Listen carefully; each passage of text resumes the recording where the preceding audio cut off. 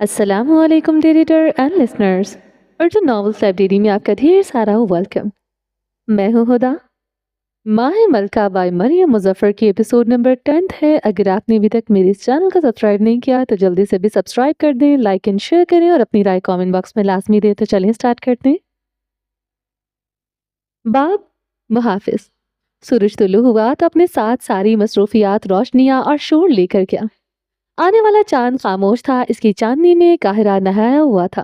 یہ رات کا وہ پہر تھا جب ہر ذی نفس گھر کو لوٹتا ہے، ایک دن کا اختتام اور اگلے دن کا انتظار۔ اس چوڑی سی گلی میں 2 گاڑیاں اور بے تحاشا گملے موجود تھے۔ خاموشی تھی اور کیڑوں کی آواز بھی۔ اسی خاموشی میں ایک ہیولا سا نظر آیا۔ دور سے بھاگ کر رابطہ ہامتا ہوا وجود اندھیرے سے ہوتے ہوئے وہ جلد ہی چاند کی روشنی میں بھی آیا، اور کوئی لڑکی تھی۔ سنہری پونی جھول رہی تھی، کندھے پر لی شال نیچے گر کے شرٹ سے نکلتے آدھے بازوں کو واضح کیے تھی۔ گلے جان کی سانسیں بے ترتیب اور چہرہ پریشانی سے پسینے میں تر تھا۔ جیسے ہی سے معلوم ہوا کہ اس کا بینک اکاؤنٹ خالی ہے۔ نہ سانس اوپر جا رہی تھی نہ نیچے آ رہی تھی۔ کہا اٹھا لو آبلا۔ 107ویں مرتبہ اپنی بڑی بہن نرگس جان کو کال ملاتے ہی وہ منہ میں بڑبڑائی۔ نچلا ہون دانتوں میں دباتے وہ رو دینے کے قریب تھی۔ تیزی سے بھاگتے وہ اپنے اپارٹمنٹ کی عمارت کے قریب آئی۔ سلاخدار دروازے کھلے تھے۔ بغیر رکے اس نے 2 دوڑ لگا دی اور سیڑھیاں پھلانگنے لگی۔ اپنی عجلت اور پریشانی میں وہ یہ بھی بھول گئی تھی کہ پیچھے کیسا منظر چھوڑ جا رہی ہے۔ گل کے جاتے ہی وہاں خاموشی دوبارہ پھیل گئی۔ قدموں کی وہ چاپ اس کے ساتھ غائب ہو گئی۔ مکمل سناٹا، مکمل خاموشی، اور اسی سناٹے اور خاموشی میں ہی تو جرم کی وہ دنیا پناہ لیتی ہے۔ سلاخدار دروازے سے آہستہ سے نظر ہٹاتے ان 2 کھڑی گاڑیوں کی طرف آؤ۔ نہیں نہیں، ان گاڑیوں کے اندر مت جھانکو، ان کے ساتھ موجود پتلی سی بند گلی کی طرف مڑ جاؤ۔ مکمل سیاہی میں خود کو لپیٹے ایک پستہ قد والا آدمی دیوار کے ساتھ بالکل جڑ کر اتھا یوں کہ جیسے وہ دیوار کا حصہ ہو۔ اس کا سر جھکا تھا، اسی لیے چہرہ چھپایا۔ اچانک کہیں بہت دور سے بھاری دروازے کے باہوں کے بعد بند ہونے کی آواز آئی، پھر کسی کے قدموں کی، اور دیکھتے دیکھتے اس بند گلی میں واقع عمارت کے ساتھ جڑی کمزوریوں کے ایک آدمی نیچے آیا اور نہایت عجلت سے اس وجود کے قریب سے ہوتا گلی سے باہر نکل گیا۔ وجود نے اپنی جھکی گردن اٹھائی اور اب تم اس کا چہرہ دیکھ سکتے تھے۔ سیاہ بینی کے نیچے پیلی زرد گندمی رنگت پر جا بجا خراشیں تھی۔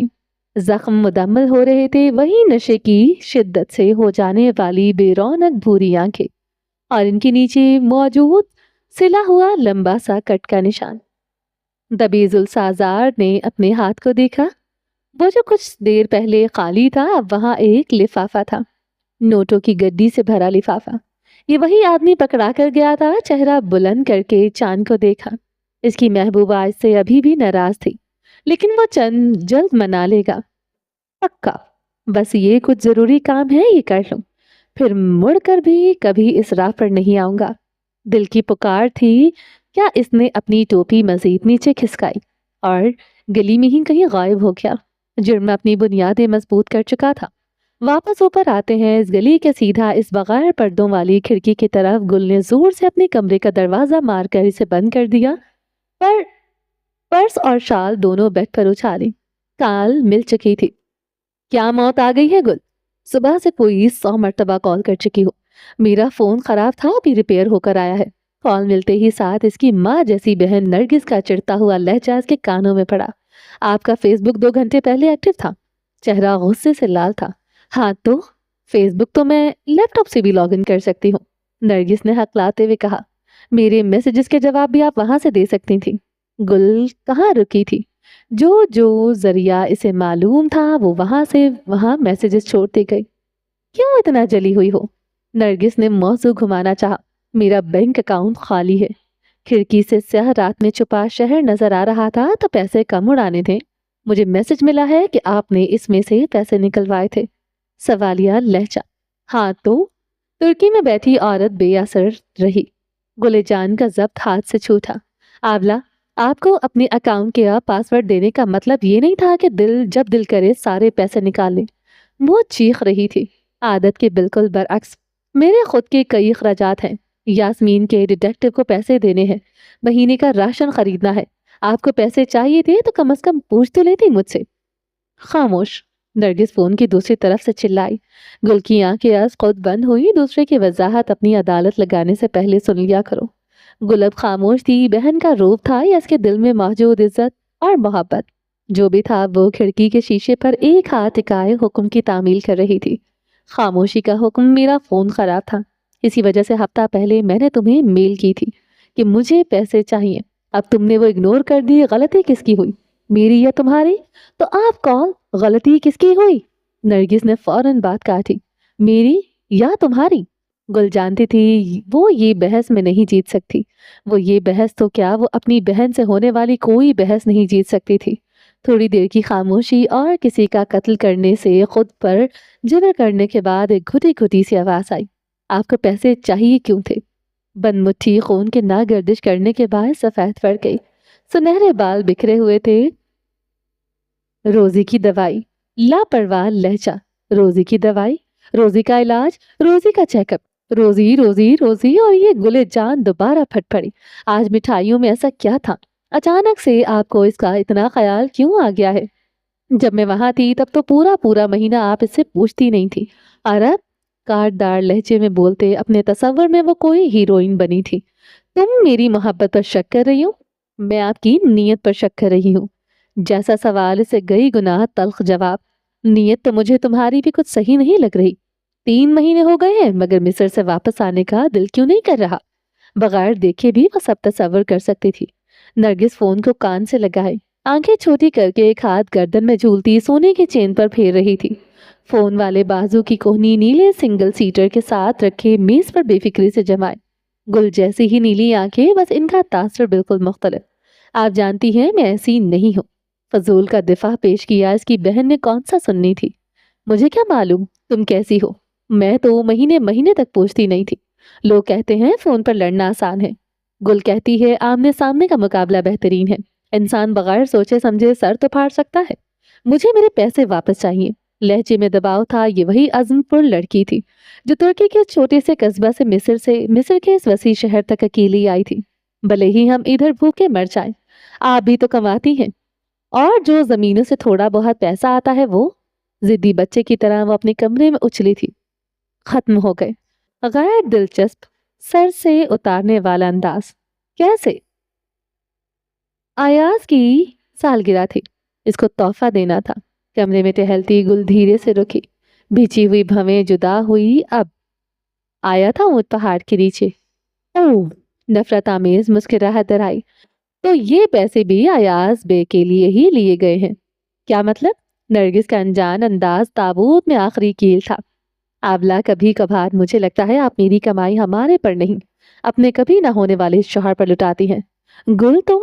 غصے کا عالم اس قدر تھا کہ وہ جو 3-4 مرتبہ خدا حافظ بول کر کال کٹنے کی منتظر ہوتی تھی، آج بغیر کچھ سنے منہ پر ہی لال بٹن دبا دیا۔ گل کا حلق اندر تک چل گیا۔ ایک خلش سی تھی جو ہر مرتبہ دوسروں کے رویے سے مزید تپش جاتی تھی۔ ناکام پستہ خود بخود پیچھے کی طرف اٹھتے قدم بستر کی پائنٹی تک پہنچتے تھم گئے۔ سنہرے بالوں والی کمر کے بل بے شک چادر پر ڈھہ گئے، ایسے جیسے خون ہڈیوں اور ماंس کا بس لوتھڑا ہو جس نے شکست تسلیم کرتے جان، طاقت اور قوت کو خدا کے حوالے کرتی۔ ہمیشہ میرے ساتھ ہی برا کیوں ہوتا ہے اللہ تعالیٰ؟ میں اب آپ سے کبھی بات نہیں کروں گی آبلا۔ آنکھ بند کرنے پر ایک نمکین آنسو بہتا ہوا آیا اور کنپٹی میں جذب ہو گیا۔ کبھی بھی نہیں۔ کھڑکی کے باہر قاہرہ شہر سیاہ اور ساکت تھا۔ اس شہر کو کیا لگے کسی غیر ملکی کے غم سے۔ باب خادم۔ 2 منزلہ گھر خاموش تھا۔ رات ابھی گہری نہیں ہوئی تھی، البتہ گھروں کی بتیاں بجھ چکی تھیں، پٹ بند کر دیے گئے تھے اور صبح سے نکلے لوگ اب لوٹ چکے تھے۔ ایسے میں فاتر اسلام نے ہونٹوں پر کوئی مدھم سی دھن گنگناتے گھر کے ارد گرد بنی پتلی سی لکڑی کے بار کو پار کر لیا تھا۔ گہرے نیلے رنگ کے ٹریک سوٹ سمیت اس کے ہاتھ میں پانی کی بوتل اور رومال تھا۔ غالباً وہ صاحب اپنے فارغ وقت کا استعمال کرتے جاگنگ کرنے گئے ہوں گے۔ جھینگر کی دھیمی دھیمی سرگوشی اور سیاہ سرمئی آسمان تلے موجود وحشت زدہ سکون ہر سو چھایا ہوا تھا۔ پن کی پچھلی جیب سے گھر کی چابیاں نکالتے فاتر ابھی بھی گنگنا رہا تھا۔ ہوا قدرے گرم اور حبس زدہ تھی۔ اسے بس ایک چھوٹا سا شاور لے کر سیدھے سونے جانا تھا۔ دروازہ کلک کی آواز کے ساتھ کھلا۔ ایک ہاتھ سے ہینڈل گھماتے اس نے ایک پاؤں اندر رکھا۔ جب اس کے کان کھڑے ہوئے جھاڑیوں کے ہلنے کی آواز، کھٹکتے اس نے قدم واپس موڑے اور آس پاس گردن گھمائی۔ ایک اور آواز جھاڑیوں کے ساتھ ساتھ فرش پر کسی چیز کا رینگنا۔ فاتر نے ہولے سے دروازہ بند کیا اور چوکھٹ سے ہٹتے وہ گھر کی دوسری طرف گیا۔ تنگ سی جھاڑیوں کے بعد گیراج کے سامنے جا کر ختم ہوتی تھی۔ آنکھیں چھوٹی کرتے اس نے دھیرے اندھیرے میں غور کرنا چاہا۔ وہاں تو کوئی نہیں تھا۔ کچھ دیر اس اندھیرے میں کھڑے رہنے کے بعد اس نے قدم واپس موڑ لیے۔ جھاڑیوں میں حرکت دوبارہ ہوئی۔ فوراً سے پہلے مرتے اس نے تیزی سے وہاں لگا بلب روشن کیا۔ نارنجی روشنی اس کے آدھے وجود پر پڑتی گیلری کو روشن کر گئی۔ جانچتے نگاہ کونے میں ڈالی۔ یہ سرگوشیوں کا کھیل بالکل بھی اچھا نہ تھا۔ فاتر اسلام نے احتیاط سے اپنے پاؤں آگے رکھا۔ امبر آنکھیں کبھی جھاڑیوں پر ٹہرتی، کبھی گیراج کے بند دروازے پر۔ اس سے پہلے کہ فاتر اسلام کچھ سمجھتا، سرگوشی دوبارہ ہوئی، پہلے سے بلند، شہرک کے قریب دفتن پیچھے سے وار کرنے والی۔ کسی نے پوری طاقت لگاتے اس کے سر کے پچھلے حصے پر کوئی بھاری شے ماری۔ اونچی کراہ کے ساتھ اس نے سر کے پچھلے حصے پر ہاتھ رکھا، پیچھے گھوم کر حملہ آور کو دیکھنے کے لیے گردن موڑی۔ دوبارہ کوئی بھاری شے ٹکرائی، مگر اس مرتبہ ماتھے کی بائیں جانب درد سے دوہرے ہوتے اس نے وہاں ہاتھ رکھا۔ میں ڈیتھ ہو رہا ہوں ڈیڈی، میں ڈیتھ ہو رہا ہوں۔ ضرب اتنی مضبوط تھی کہ فاتر اسلام کے اعصاب بے قابو ہونے لگے۔ زبان سے ادا ہونے والے الفاظ بے اختیار تھے، ماضی کے ایک پرانے واقعے سے منسلک۔ اسے خود بھی معلوم نہ تھا وہ کیا بول رہا ہے۔ ڈیڈی، میں ڈیتھ ہو رہا ہوں۔ 9 سالہ بچہ سلائیڈ میں پھنسا چلا جا رہا تھا۔ اس کی شرٹ کی پچھلی جانب کسی کیل میں اٹکے سے اس کے گلے کے گرد کالر کو تنگ کیے تھی۔ بچہ چلا چلا کر اپنے باپ کو بلا رہا تھا۔ سلائیڈ اوپر نیچے سے بند تھی اور بچے کا دم گھٹ رہا تھا۔ خوف ایسا تھا وہ ادا کرنے والے جملوں کو مطلب بھی نہیں دے پا رہا تھا۔ کہنا یہ تھا کہ میں مر رہا ہوں، کہا کچھ ایسا جو مذاق بن گیا۔ اس بار وہ مصری اپنا استحکام برقرار نہ رکھ سکا۔ آنکھوں کے سامنے پھیلا منظر دھندلایا۔ سیاہ رات میں نارنجی روشنی کھلنے لگی اور دیکھتے ہی دیکھتے ہر جگہ اندھیرا چھا گیا۔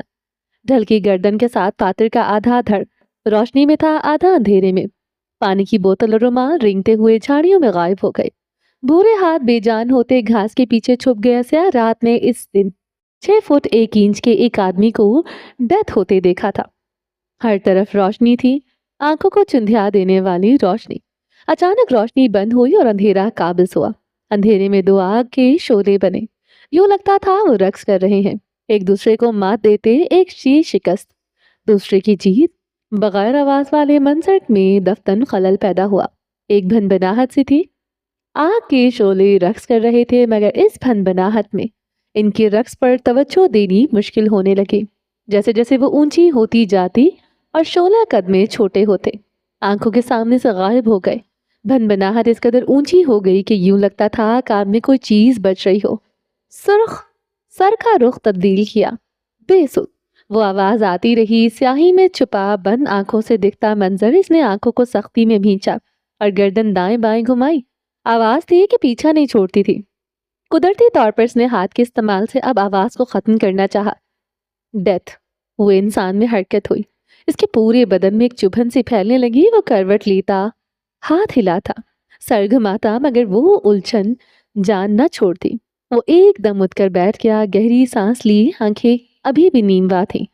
حلق اندر تک خشک ہو چکا تھا۔ پانی کی تلاش میں اس نے بند آنکھوں سے ادھر ادھر ہاتھ مارا۔ یہ اتنے لمبے بال کس کے تھے؟ تھوڑا سا ہاتھ آگے کیا، کچھ نم سا محسوس ہوا۔ مٹھی میں اس چیز کو لیتے اس نے انگلیوں میں مسلتے محسوس کرنا چاہا۔ کچھ ذرات تھے، نم ذرات، بھاری ذرات۔ فاتر اسلام کے حواس بجلی کی طرح واپس آئے۔ آنکھیں فوراً سے کھلی، اپنے ہاتھ کو دیکھا۔ نم مٹی تھی اس کے ہاتھ پر۔ گھاس پر بیٹھا وہ، سر بھی درد کر رہا تھا، کمر بھی اکڑ رہی تھی۔ آہستہ آہستہ اسے یاد آیا وہ یہاں کیوں تھا۔ پیٹھ کے بل دوبارہ گھاس پر لیٹ گیا، گہری سانس لی۔ پھیپڑوں میں بھی درد ہو رہا تھا، ہڈیوں میں جان نہیں تھی کہ اٹھ کر کہیں بھی جایا جائے۔ आंखें आहिस्ता से बंद होने लगी तो अंधेरा दोबारा छा गया। कुछ पुरमुशक्कत घड़ियों बाद आराम से आइस बैग माथे पर लगाते मेल नर्स का हाथ हटाया। फातिर इस्लाम के माथे की बाएं जानिब बस हल्की सी खराशें आई थी। आधा घंटा पहले जुबैर, इसका सबसे लाडला दोस्त, नर्स समेत इसके घर आ टपका। नीचे वाली मंजिल में मौजूद आमने सामने 2 सीटर लाल सोफों पर बैठे नर्स इसके बालों में लगी घास झाड़ रहा था। जुबैर आसपास टहलता, कभी खिड़की से बाहर झांकता तो कभी फातिर के कमरे की छानबीन करता, कभी फ्रिज खोलकर देखता तो कभी कारपेट झाड़ता। बहुत देर तक इसकी कार्रवाई बर्दाश्त करते रहने के बाद आधा मिस्री चिढ़ते हुए बोला, क्या लट्टू की तरह घूम रहा है, बैठ जा। स्टडी रूम की तरफ बढ़ते मर्द के कदम रुके। तुम्हारी हिफाजत के लिए देख रहा हूँ, क्या मालूम वो यहाँ कुछ प्लान कर गए हो। राजदारी से अपनी बात कहते वो स्टडी के अंदर गायब हो गया। आइस बैग से अपने सर को दबाते वो कर रहा था। पेन किलर्स खाए 15 मिनट हो चुके थे। दर्द आहिस्ता से कम होने लगा। टांगे और बाजू इसे अभी भी कुछ खास महसूस न हो रहे थे। जालिम ने न जाने कौन से हथौड़े से वार किया था। हटो, मेल नर्स के हाथ छटके बेचारा अभी पछताता रहा था कि कहाँ आ गया हूँ। कमर पर हाथ रखते फातिर सोफे पर सीधा हो रहा था जब जेब में पड़ा फोन थरथरा उठा। इसका पूरा वजूद वाइब्रेशन मोड पर चला गया था। फोन उठाते इसने स्क्रीन को देखा। तन बदन में आग लग गई थी। फोन पर मौजूद गिरफ्त इतनी मजबूत थी कि मजीद जोर लगाने पर शायद स्क्रीन टूट जाती। बजते हुए फोन पर सब्ज बटन दबाया और कान से लगाया। कैसा लगा मिठाई का टोकरा? भारी हकीर लहजा जिससे गुरूर झलक रहा था। इश्तियाल को अंदर दबाते फातिर ने हथेली में नाखून गाड़े। मिठास थोड़ी कम थी। फोन की दूसरी तरफ अजीज बिन खुलद का जानदार कहका सुनाई दिया। मालूम था ये तुम्हारी ही हरकत है। रात के अंधेरे में तुम जैसे जरासीम ही निकलते हैं। आइस बैग सामने मेज पर रखा, जबकि दोनों कोहनियां घुटनों पर रख ली। एक गोली की मार होते हो तुम लोग। अजीज की आवाज में किसी चल्लाक लोमड़ी की मक्कारी का अंसर था। हथेली में पेवस्त नाखून मजीद अंदर दबते गए। वो खुद को बेबस महसूस कर रहा था। इसके हाथ बंधे थे। वो माफी तो कभी नहीं मांगेगा, ये तो सुनहरी हरूफ में लिखा है, लेकिन वो लड़ भी नहीं सकता था। ये हकीकी रूप में आया था, न जराए थे न लोग। ये एक छोटा सा तोहफा था। फातिर अबुल सलाम ज़हूर, बड़ी दावत कुछ अरसे बाद। तुम्हारी दूसरी बीवी घर से भागना चाहती है ना? दूसरी तरफ बैठे अजीज की बोलती रुकी। भूरी रंगत वाला मर्द सोफे पर पीछे हुआ, एक हाथ लंबा करती पीछे गिराया। मीडिया पर खबर है, राइट? ये वही एंकर था जो विरासत में अपने बाप का जोश और वलवला लेकर पैदा हुआ था। जब वो मुकाबल को तबाह करने पर आता तो इसके अल्फाज से आग के शोले बरसते थे। ऐसी जो छू जाने पर राख करते। क्या बकवास! अपनी पहली बीवी को तुम छोड़ नहीं सकते, सियासत हाथ से जाएगी। दूसरी को तुम छोड़ना नहीं चाहते, मोहब्बत हाथ से जाएगी। सुनना था, सुन लिया। वो अब सुनाएगा और अजीज सुनेगा। मैं एक गोली की मार हूँ अजीज, और तुम्हें मारने के लिए बस 2 औरतें चाहिए। उंगलियां रिदम की तरह सोफे के हत्थे पर चल रही थी। चमकते हुए सफेद दांत इसकी फतह को मजीद पुरमसरत बना रहे थे। तुम्हारा जान नशीन गासम बिन अजीज ह्यूमन ट्रैफिकिंग के केस में फंसा मिस्र नहीं आ सकता, मारा जो जाएगा। पहली बीवी बगावत कर रही है कि इसको सारी हाकमियत चाहिए, और दूसरी बीवी, बकवास मत करो। लोमड़ी दहाड़ी थी, मगर दिन के आखिर में रहेगी वो लोमड़ी ही। वो तुम जैसे के साथ रहना नहीं चाहती। कमीनगी नहीं थी ये, इसकी सब्र की इंतहा थी। ये वो अंदाज था जिसके लिए कभी इसका बाप मशहूर था। एक वक्त में कितने मसाइल संभालोगे, मैं मदद करूं? सामने रखा आइस बैग पानी छोड़ चुका था। ये बड़े बोल तुम पर उलट दिए जाएंगे। मीलों दूर से भी वो अजीज का तपा हुआ चेहरा देख सकता था। भूरी ऐनक लाल हुए चेहरे पर सजी, वाह क्या मंजर था। वो दिल खोल कर हंसा। मशवरा तो सुन लो। फोन होंठों के करीब लाया। बेटा तुम संभाल लो बीवियां, मैं संभाल लूंगा। फातिर उल्लू के फोन मुंह पर बंद करने का नशा ही अलग होता है। आंखें बंद करते वो सर पीछे फेंककर मुस्कुराया। कुछ देर नजरों के सामने अजीज का चेहरा रहा। इसके जख्मों का बदला पूरा हुआ, लेकिन इसकी आंखें खुली। मुस्कुराहट और इत्मीनान गायब हुआ। इसके हाथ अभी भी बंधे थे। अपना गुस्सा काबू करते इसने बड़े बोल तो कह दिए थे, मगर वो इन्हें पूरा कब करेगा? खैर, बड़े बोल कहना तो इसका खानदानी मसला है। बाप मलिका, मलिका वो जो बिसात बिछाती है, फिर इस बिसात पर मोहरे भी आप सजाती है। सोच लो, जो लड़की तुमसे हंगामी मंगनी कर सकती है, इसके लिए हंगामी शादी कोई मुश्किल काम नहीं। शातिर चालबाज नाप कर बोले गए अल्फाज, तुम्हारी ये जिद, मेरा एक झूठ हम दोनों को एक अनचाहे रिश्ते में बांध सकती है।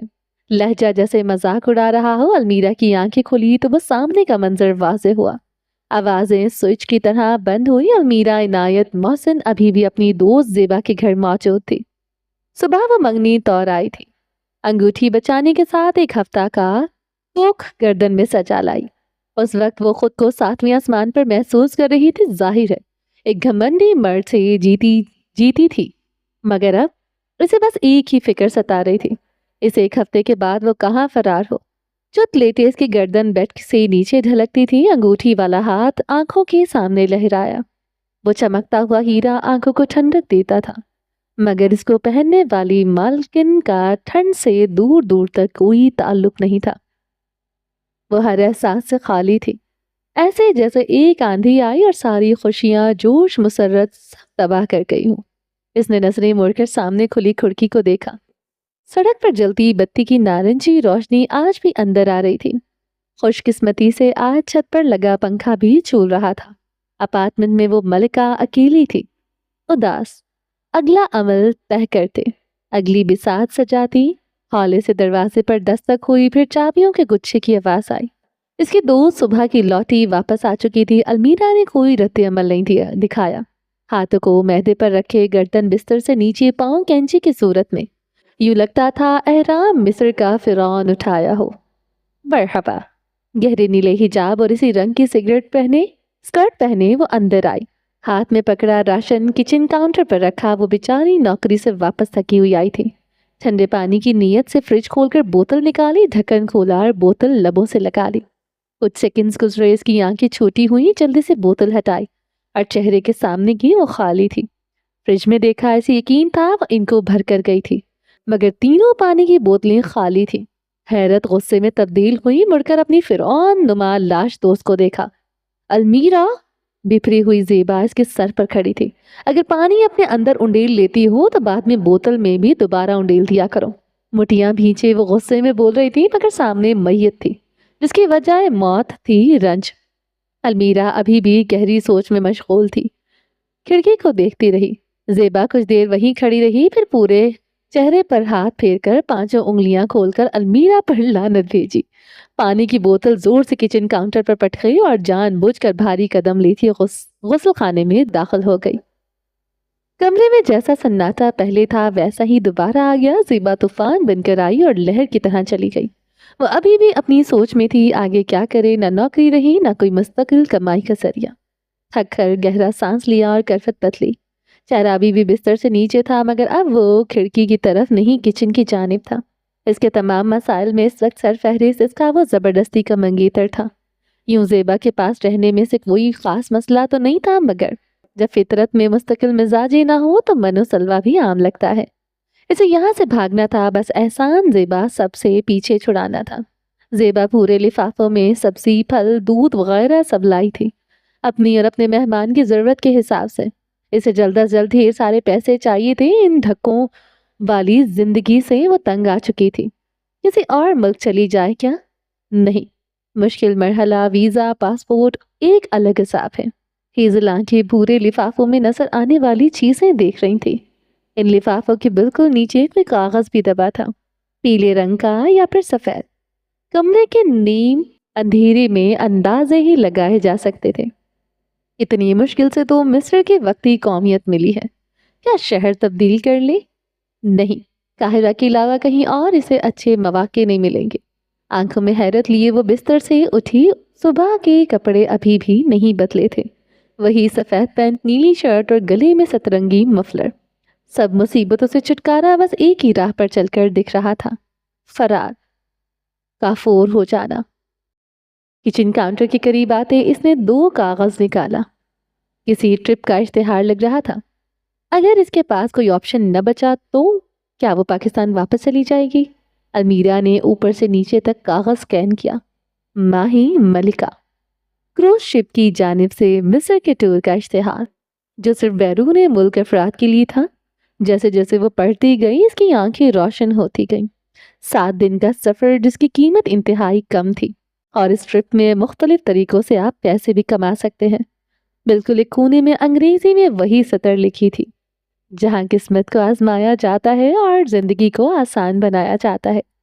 میری ایک بات یاد رکھنا عنایت، باوقار وہی ہوتا ہے جو ایک جگہ تھوک جائے تو مڑ کر وہاں نہیں آتا۔ کسی مرد کی آواز آئے، اٹل لہجہ مان سے بھرپور۔ آخری حل تھا، راستہ صاف تھا، دروازہ واہ تھا۔ یہ کیا کر رہی ہو؟ باتھ روم سے نکلتی زیبا تولیے سے منہ پوچھ رہی تھی۔ یہ کہاں ملا؟ نظریں ابھی بھی اشتہار نما پوسٹر پر تھی۔ مارٹ کے باہر کوئی آدمی بیچ رہا تھا۔ اس نے پکڑا دیے۔ اس عورت کی دولت شناس نظریں صرف ایک ہی سطر بار بار دہرا رہی تھی۔ مختلف طریقوں سے پیسہ کما سکتے ہیں۔ پیسہ کا ذکر ہوا اور المیرا عنایت محسن تاخیر کرے، ایسا ہو سکتا تھا کیا؟ فیصلہ ہو چکا تھا، وہ یہاں جائے گی۔ اکثر رنگ میں تکبر تھا، وہ آنکھیں اپنی صلاحیت جانتی تھی، وہ جلد باز عورت تھی۔ بیٹھے بٹھائے زندگی کے سارے فیصلوں کو اٹل لہجے میں سب سے گوش گزار کرتی، اور پھر 5 منٹ بعد انہی فیصلوں میں سے 700 خامیاں نکال کر 800 مزید تبدیلیاں کرتی۔ دیکھتے ہیں یہ کافور ہو جانے کے عزم پر کتنے دن تک المیرا عنایت پرواز کرتی ہے۔ باب محافظ۔ کبھی غم کی آواز سنی؟ سوگ میں ڈوبی ایک میٹھی سی گنگناہٹ جو صرف اداس شخص کے کانوں میں گونجتی ہے۔ کیا سب ختم ہو چکا تھا؟ ہاتھ میں موبائل تھامے ڈھیلی پونی والی لڑکی بیڈ کی پائنتی پر بیٹھی تھی۔ یوں لگتا تھا وہ سب کچھ لٹا چکی ہو، پرائے ملک میں بینک اکاؤنٹ خالی، چیک جس بہن کو ڈھونڈنے آئی تھی وہ ابھی بھی لاپتہ، چیک اپنے ملک بیٹھی بہن سے بدگمان، چیک زندگی برباد، پرماننٹ مارکر سے ڈبل چیک۔ گل کی فون سکرین پر جھانکو تو وہاں واٹس ایپ چیٹ کھلی ملے گی۔ جاسوس اپنے پیسے مانگ رہا تھا، کہاں سے لائے وہ پیسے؟ گل نے سر ہاتھوں میں گرایا، صحیح کہتے ہیں لوگ، 20 کے بعد انسان زندگی نہیں ذمہ داریاں جیتا ہے۔ کن پٹی مسلتے بند آنکھوں سے وہی اب آگے کے ارادے تشکیل کر رہی تھی۔ وہ اپنی بہنوں کی گل تھی، ان کے باغ کا سب سے خوشگوار پھول، وہ کیسے مرجھا جائے؟ اچانک یاد آیا جیسے دماغ کے چھپے زنگ آلود خانوں میں کرنٹ لگا ہو۔ فون اٹھایا، ڈیٹیکٹیو کی چیٹ کھولی اور اوپر سکرول کیا۔ ہفتہ پہلے والی چیٹ پر انگلی رکھی، وہاں ایک تصویر بھیجی گئی تھی۔ تم اور میں بھی جانتے ہیں وہ کیا تھی، اگر نہیں یاد تو رکو۔ گل نے وہ تصویر کھولی اور پڑھنا شروع کیا۔ ماہ ملکہ کروز شپ کا ہنی مون پیکج جو صرف بیرون ملک افراد کے لیے تھا۔ وہ کوپن جو آپ کو 30% آف کا منافع دے رہا تھا۔ اداسی کی وہ گنگناہٹ امید کے گیت میں بدلا۔ آہستہ آہستہ کسی نے آواز اونچی کی، گیت میں جوش ڈالا، اور یہ گلے جان کرن کھا کر اپنی جگہ سے کھڑی ہوئی۔ وہ یہاں اپنی بہن کے لیے ہی تو آئی تھی، خالی ہاتھ جانا اسے گوارا نہیں تھا، ہاتھ پر ہاتھ دھرے رکھنے کی گنجائش نہیں تھی۔ فیصلہ ہو گیا تھا، اس کی بہن اس کی مدد نہیں کر سکتی، وہ فالتو ڈیٹیکٹیو تو اس کی مدد بالکل نہیں کر سکتا، اور اس کی لاپتہ بہن، وہ کیا کرے گی؟ خود چل کر آئے گی کیا؟ گل کو اب یہ مسئلہ خود ہی سنبھالنا تھا۔ فیصلہ اٹل تھا، وہ وہاں جائے گی۔ نیلی ہلکی نیلی آنکھوں میں اب بس اداسی سی امید تھی۔ وہ آنکھیں آس لگانے اور خواب دیکھنے کے لیے ہی تو بنی تھی۔ اوپن کے بالکل کونے میں وہی سطر لکھی تھی، جہاں قسمت کو آزمایا جاتا ہے اور زندگی کو آسان بنایا جاتا ہے۔ باب خادم۔ واپس آتے ہیں فادر اسلام کی 2 منزلہ رہائش میں۔ اوپری منزل آج سنسان تھی، تمام افراد نیچے موجود تھے۔ پولیس کے 2 افراد، 2 انسپیکٹر دروازے پر کھڑے زبیر سے ہونے والے واقعے کے احوال پوچھ رہے تھے۔ پیچھے بیٹھا مظلوم صوفے پر آرام دہ ہو کر پاؤں کو کینچی کی صورت میں رکھے فون دیکھ رہا تھا۔ نہیں وہ فالتو سٹرول نہیں جس میں انسٹاگرام کی ریلز دیکھی جاتی ہیں، اس جیسے آدمی کا تو ٹیرر کے علاوہ کوئی سوشل میڈیا بھی نہیں، ٹویٹر کے علاوہ کوئی سوشل میڈیا بھی نہیں، بقول اس کے یہ فضول لوگوں کے کام ہے۔ ہاتھ کے ذریعے جمائی روکتے اس نے ایک جانچتی نگاہ زبیر کے ساتھ کھڑے اہلکاروں پر ڈالی۔ اس نے سونے کے وقت سے 1 گھنٹہ اوپر ہو چکا تھا۔ کلائی میں پہنی گھڑی کو دیکھ کر رات کے 12 بج رہے تھے۔ اگلا دن شروع ہو چکا تھا. آنکھیں گھماتے فاتر دوبارہ فون استعمال کرنے لگا. عورتوں کی طرح کھڑی ہو کر دروازے میں باتیں کر رہا ہے. جی بالکل، یہ روایت مصریوں میں بھی پائی جاتی ہے.